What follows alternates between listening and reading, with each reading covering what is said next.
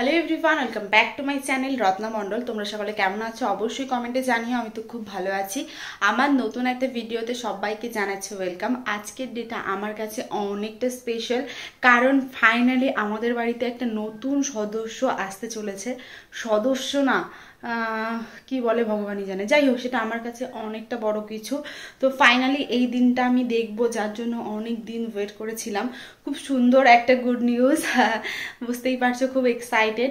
যদিও এই জিনিসটা ছোট্ট, মানে তোমরা যারা ভিউয়ার্স, আমার ফ্রেন্ড, তোমাদের কাছে হয়তো জিনিসটা ছোট্ট, বা অন্য প্রত্যেকটা মানুষের কাছে জিনিসটা হয়তো ছোট, কিন্তু আমার কাছে জিনিসটা অনেকটা বড় কিছু, কারণ আমি এইসব ছোট ছোট জিনিসে অনেকটা আনন্দ পাই।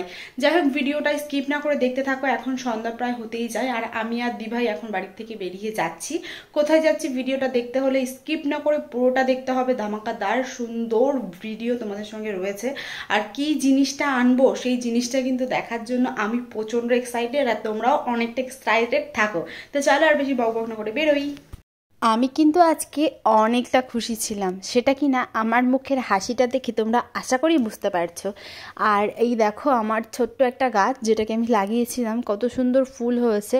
তো একটুখানি যেহেতু বৃষ্টি হয়েছিল আজকে, গরমকাল মানেই বৃষ্টি, দেখো যেহেতু বৃষ্টি হয়েছিল চারিদিকটা কেমন মেঘলা মেঘলা একটা ভাব রয়েছে, তাই না? তোমরা হয়তো বুঝতে পারছো, জানি না বুঝতে পারছো কি না। তো দেখো আমি তো বাড়ির থেকে বেরিয়ে পড়েছি, আর এখন হেঁটে হেঁটে যাচ্ছি। আর বৃষ্টি হওয়ার কারণে পুরো রাস্তাটা এত খারাপ হয়ে গেছে কি বলবো, চারিদিকে জল জমায়েত হয়ে পুরো অবস্থাটাই খারাপ। আর এইভাবেই টুকটুক করে সামনের দিকে এগিয়ে যাচ্ছিলাম, আর জলের জন্য তো মানে কি বলবো, রাস্তায় পাছাড় খেয়ে পড়িনি, এটাই ভাগ্য ভালো।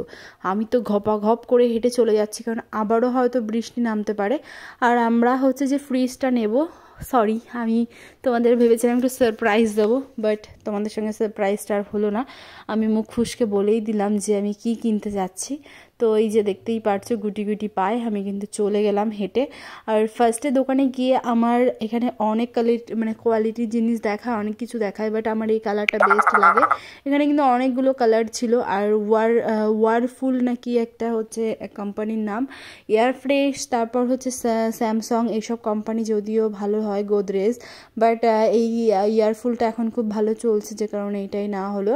তো দেখতেই পারছো প্রচণ্ড প্রচণ্ড গরম ছিল, গরমের মধ্যে হচ্ছে আমি অর্ডারটা দিয়ে এসেছিলাম, আমার ফ্রিজটা আজকে চলে আসবে। তো তোমাদের সাথে তো সেটা শেয়ার করা হবেই। তাছাড়া আমার এই ফ্রিজের কালারটা তোমাদের কেমন লেগেছে সেটাও কমেন্টে জানিও। রাস্তা দিয়ে এতটা পরিমাণ লাইট ছিল কি বলবো, যেহেতু বাড়িতে এসেছে আমাদের অন্বেষা, তো ওকে নিয়ে একটু বেরোবো, একটু খাওয়া দাওয়া করবো, এটাই হচ্ছে স্বাভাবিক। আর এবার তো ওকে নিয়ে কোথাও ঘুরতেই যাওয়া হয়নি, আমি আর ও কিন্তু প্রচণ্ড পরিমাণ ঘুরি ও যখন আসে।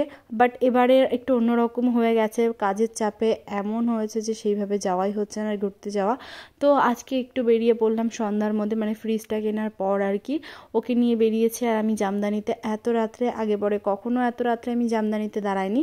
জামদানিতে লাইট দেওয়ার পর কিন্তু বেশ এখন ভালোই হয়েছে, চারিদিকে দেখো কত সুন্দর। আর আমি সেই জামদানির গেট পড়বে না, মানে রেল গেটের পাশ থেকে গেলে গেট আমার পড়তেই হবে। আর আগের দিন আমি একটা রেস্টুরেন্টে এসেছিলাম, সেটা হচ্ছে টেস্টি ওয়েভ, তোমরা তো অনেকেই জানো, এটা গোবরডাঙ্গা রোডের একদম পাশে টেস্টি ওয়েভ। তো টেস্টি ওয়েভে আজকেও যাচ্ছি, আর এইখানকার ডেকোরেশনটা অন্বেষার ভালো লেগেছে, কারণ আমি ওকে দেখিয়েছিলাম। তো এখানে এসে আর বেশি লেট না করে ফার্স্টেই খাবার অর্ডার দেওয়ার জন্য মেনু কার্ডটা নিয়ে বসে পড়ি, যে কী খাবার অর্ডার দেওয়া যায় সেটাই দেখছিলাম। তো এখানে খাবার দাবার তো ভ্যারাইটিস রয়েছে, বাট আমি আগে পরে কখনো সেরকম কিছু খাইনি। আগের দিন এসে আমি মোমো ট্রাই করেছিলাম, যেটা দেখেছো। আর এখানে এসে হচ্ছে এই যে দোতলায় উঠে যেতে হবে, কারণ আমার সব থেকে বেশি এই জায়গাটা পছন্দ হয়, এই উপরে উঠে এত সুন্দর করে বসা। তারপর আর কি আমি আর অন্বেষা তো বসে অনেকটা মজা করছিলাম। আর এই জায়গাটা শুধুমাত্র এই উপরের এই পোর্শনটার জন্যই কিন্তু বেশি ভালো। এরকম তোমরা ছাদের উপর, মানে এটাকে বলে দোতলা রেস্টুরেন্ট আর কি। তো দোতলা রেস্টুরেন্টে যদি আসতে চাও চলে এসো। আর এখানে ভ্যালেন্টাইন্স ডে উপলক্ষে অনেক বেলুনস দিয়ে সাজানো হয়েছিল, সেইগুলো একটু দেখাচ্ছিল অন্বেষা আর কি। তো অনেকটা এনজয় করছিলাম। আর এখানে এই ল্যাম্পটার জন্য কিন্তু পুরো থিমটা, ডেকোরেশনটা চেঞ্জ হয়ে যায়। তো এই থিমটা অনেকটা সুন্দর ছিল কিন্তু আজকে। আমার কিন্তু ব্যক্তিগত রেস্টুরেন্টটা অনেকটা পছন্দ হয়। যাই হোক, এখানে আসলে কিন্তু তোমাকে একটা জল দেবে। ভাই, জল ফ্রিতে দেবে না, জল 10 টাকা দিয়ে কিনতে হবে, যদিও বড় জলও আছে। তো এই হচ্ছে অন্বেষা আর আমি দুজনে বসে এখানটা কিন্তু ওয়েট করছিলাম খাবারের। তো যেমন বলা তেমন কাজ, খাবার বলতে না বলতে চলে এলো। আর এদিকে দেখতেই পারছো এখানে আমাদের একটা মোমো ছিল।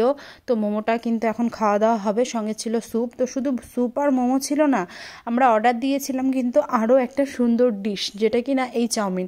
তো চাউমিনটা ফার্স্ট টাইম টেস্ট করছি। একটা চিকেন চাও গাইজ 100 টাকা নিয়েছে, ভাবতে পারছো? যেখানে আমার 5 প্লেট চাউমিন আমি বাড়িতে বসে খেয়ে আরও লোকেরা খাওয়াবো। যাই হোক, রেস্টুরেন্ট মানেই তো হচ্ছে টাকার ধ্বংস।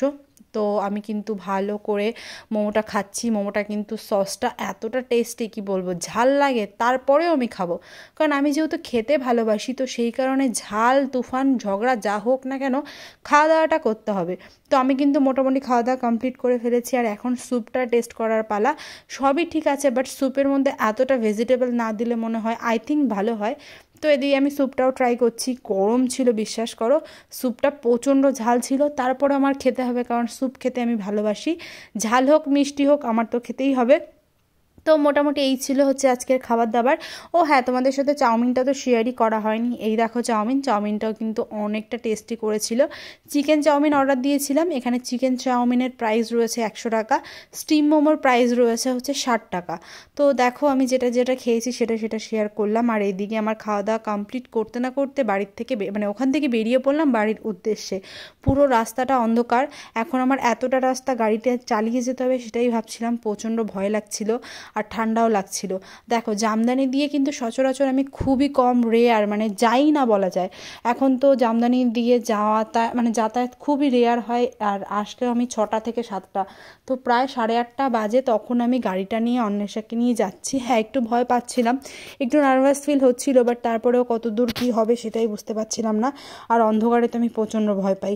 যাই হোক, অনেকটা রাস্তা চলে এসেছি, জামদানির গেটটাও এখন পার হব। আমার ভিডিওটা কেমন লাগলো তোমাদের অবশ্যই জানিও। ভালো লাগলে লাইক কমেন্ট শেয়ার তো করতেই হবে। চ্যানেলে নতুন হলে চ্যানেলটাকে সাবস্ক্রাইব করো। টাটা।